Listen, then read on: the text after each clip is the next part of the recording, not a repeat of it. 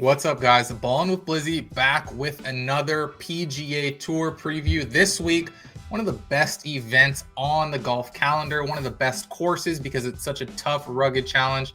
No more Mickey Mouse nonsense. This week, we're heading to the Arnold Palmer Invitational at Bay Hill in Central Florida.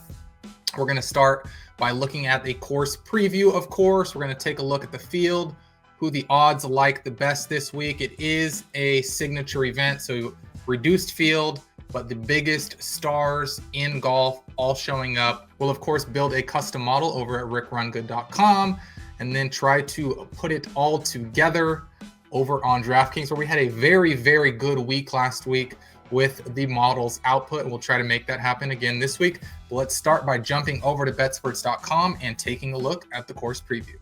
So Arnold Palmer Invitational at Bay Hill. Fixture on the schedule since 1979, widely regarded as one of Florida's most challenging layouts. That's why I love it. We've seen some very, very low scores win here. We've seen like 4 under win here.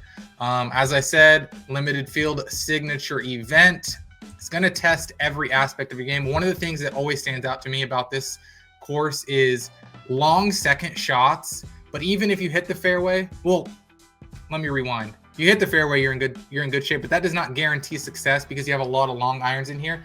But you can be so dead if you miss the fairway and you've got a long iron in. We've seen year after year guys just have to lay up out of the fairway rough. It's just really penal, and you might just have to chop it back into the fairway to get in, to keep it in play, and then try to go up and down from the fairway to save par. Very, very difficult test of golf. You see it right here. Long, and it's penal. Firm and fast putting surfaces. So you're going to want guys who can really do it all this week, but especially guys who have shown sort of the grit to not bogey and can, really make the best of a tough situation. If they're a little bit long on the green, do they have the short game, the Hideki magic to get it close to the pin and then save par? If they hit it off the fairway on their tee shots, can they chop it back into the fairway and then save that par? Or are they looking at a double bogey? And those are the things that separate. And that's why I think this has been a golf course that Scottie Scheffler has excelled at, because he limits the mistakes and plays smart golf and can save himself more than really anybody else on a consistent basis. 7,400 yards, 4 par 5s, which is good. You're going to need to be able to score. Water in play on 9 of the holes. Fairway not extremely wide, 30 yards wide. Overseeded rough, 3 inches. Says it's average, but this average length, but this rough is nothing to play with, nothing that you want to be in. You see over the last 5 years, scoring average is nearly a stroke above par. So makes it the 6th toughest annual stop. Very, very, very challenging course. 84 bunkers. Water is in play. Of course, if you go into the water, that's going to cost you strokes. But to me, again, it's just the rough here. It's just so penal. Let's take a look at who has historically played well here. Rory and Scottie near the top. Scottie, it looks like absolute best, an average finish of 6th. Matt Fitzpatrick has played well here at times. He had this 4-year run that I think a lot of people hold on to, where he did not finish outside of the top 10, a 2nd, a 9th, a 10th, and a 9th. Really good run for Fitzpatrick there, and he does come in playing really good golf. Corey Connors, I like at this course. You see a couple of 3rds. Really, you don't see him finish outside the top 20 in the last 5 runs here, and I think that's because he's just a consistent fairway finder. He's going to find the fairway, and so when other guys are maybe the bombers and they're bombing it and they're having to gouge out of the rough, Corey Connors might have longer shots in because he's not as powerful off the tee, but he's always finding fairways. Same story here with a guy like Russell Henley, same thing. So let's now jump over to the odds board just to see. It looks like we're still up from last week, so let's fix that. We know Scottie and Rory will be at the top, so you see Scottie here, 335 to 1. Rory just inside of 10 to 1. Tommy Fleetwood, maybe a surprise to some, the 3rd favorite, 18.5 to 1. Xander 20. Matt Fitzpatrick, 22. Colin Morikawa, 27. I do like Morikawa. Now, the thing about Morikawa that I think fits this course, he doesn't have the best course history here, but the thing, he's turned his game around right now. He's already got that win early on in the season. But the two things that we know he does well, he hits fairways, not the longest on the tee, but he hits fairways, and he is traditionally, I know last year was an exception, but traditionally been known as the premier long iron player. I mean, we see him consistently with long distances into a green. He's able to just consistently be better than most on tour, right? Usually you get that dialed in zone where it's like 100 to 110 yards. Guys can just pepper the flag. We see Morikawa traditionally, again, be really strong from 175 and further. So I do like him. Siwoo Kim kind of fits that same bill.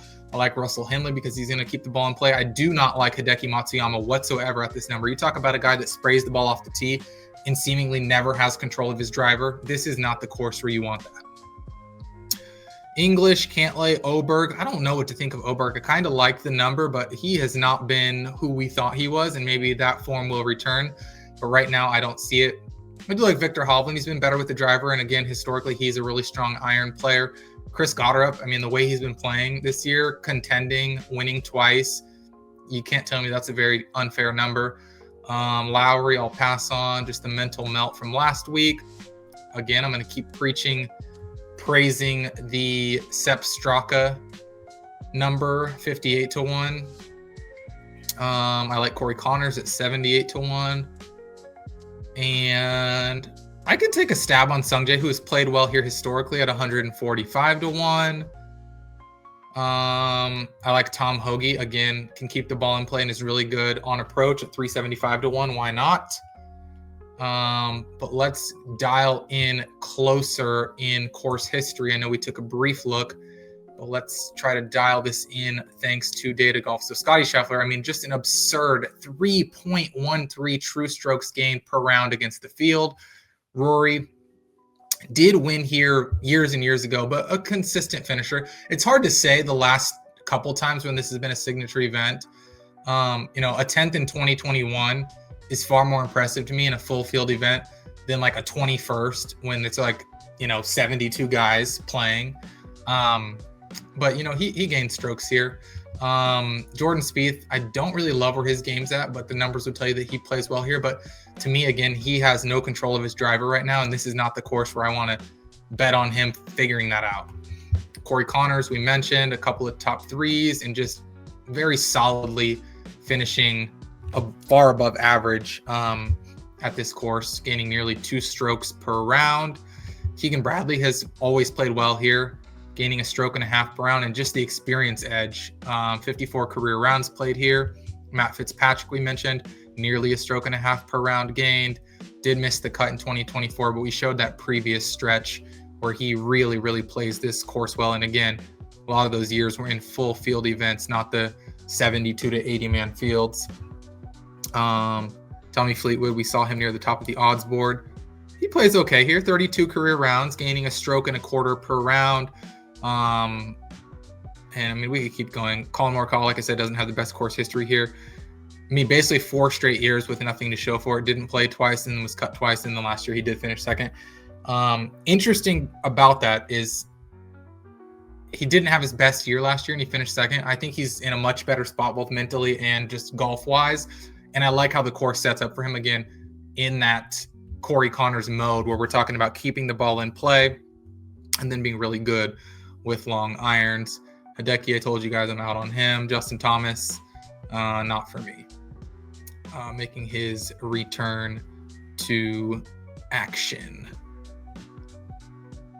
Oh, okay. Nice to see Russell Henley with a couple of consecutive top fives. Again, a guy that the way he plays and keeps the ball in play, I'm not surprised to see that.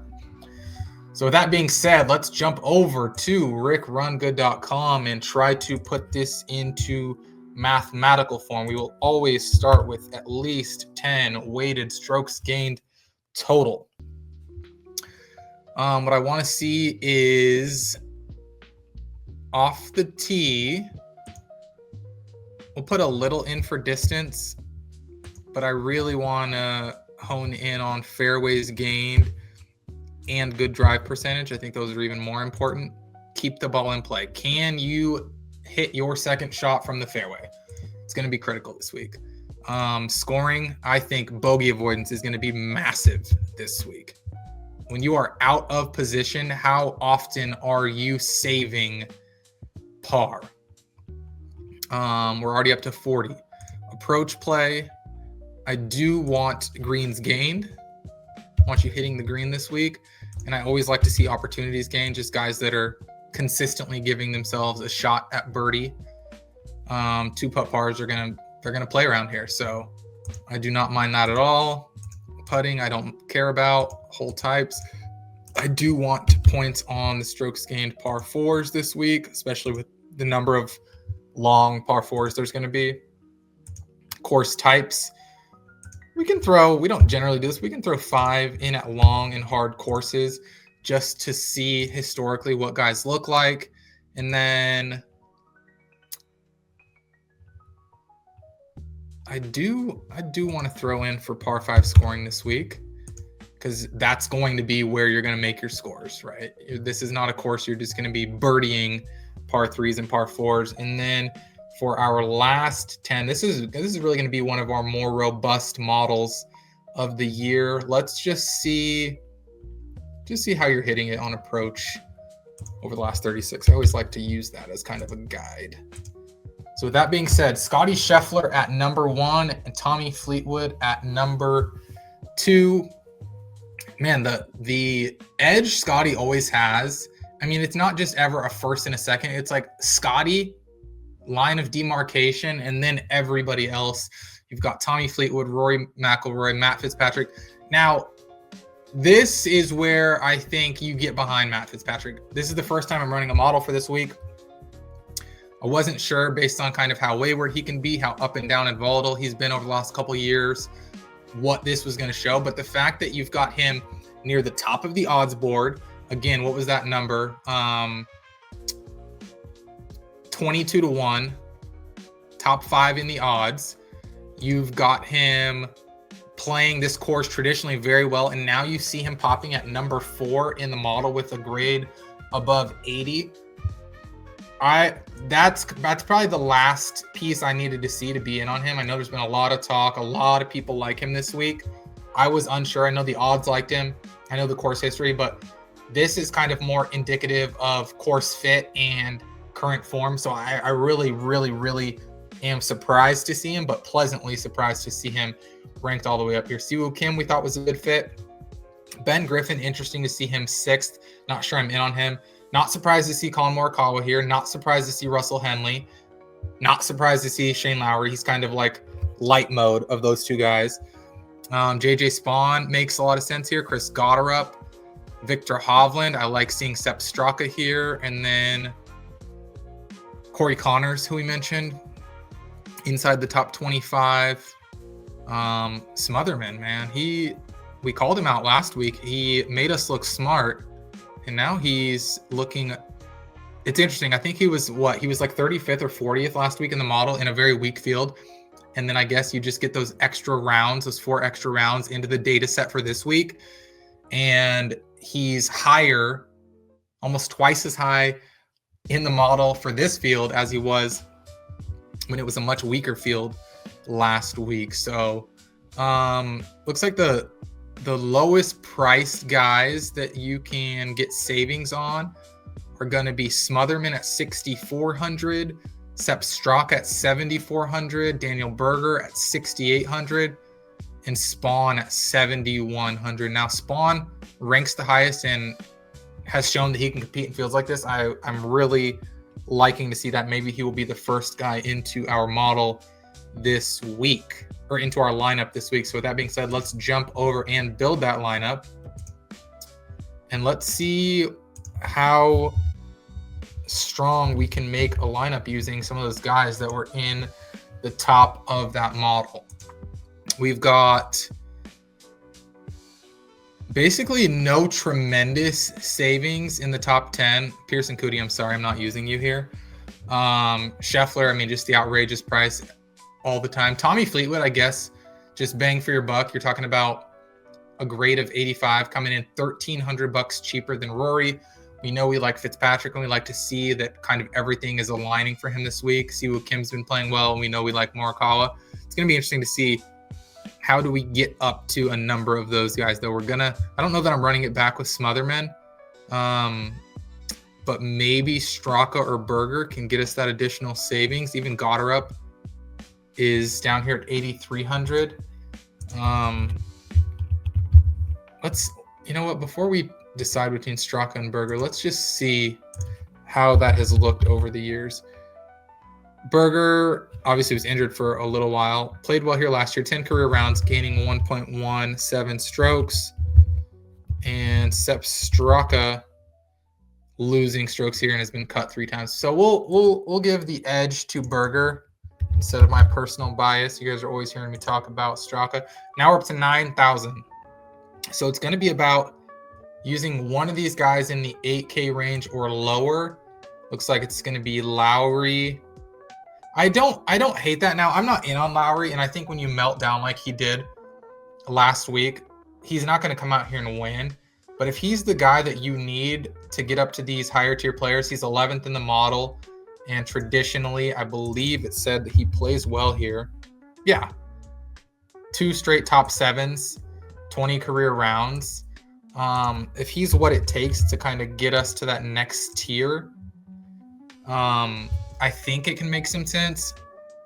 It's so hard to get up to these 2 guys when you're building lineups this week. Even Fitzpatrick is hard for me. I think because Fleetwood is the second highest rated, and I think ownership's going to absolutely gravitate to Fitzpatrick, and then people willing to be using Scotty and Rory. I think naturally you are going to see some leverage where nobody's going to these 2 guys. And so let's ensure that we get Fleetwood in the lineup.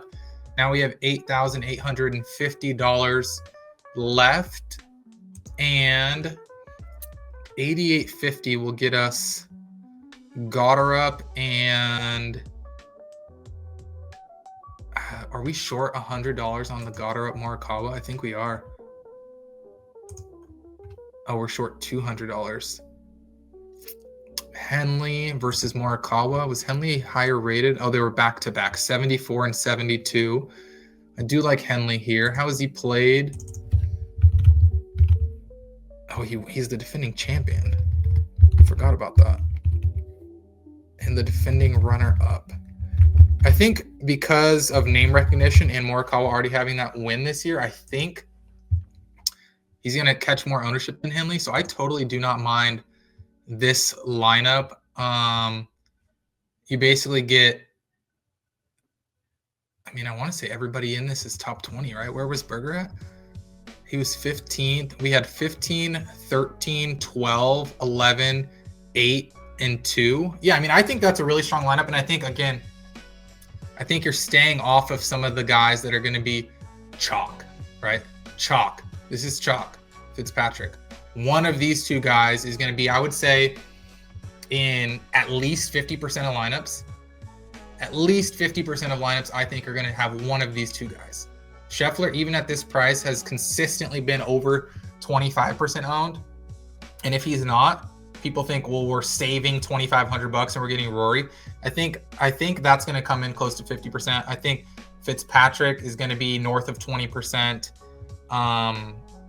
So I like what we've done here. I think Lowry, just narratives based, is going to catch some flack and not be highly thought of after what just happened. But he plays good Florida golf. He's got a couple of straight top 7s.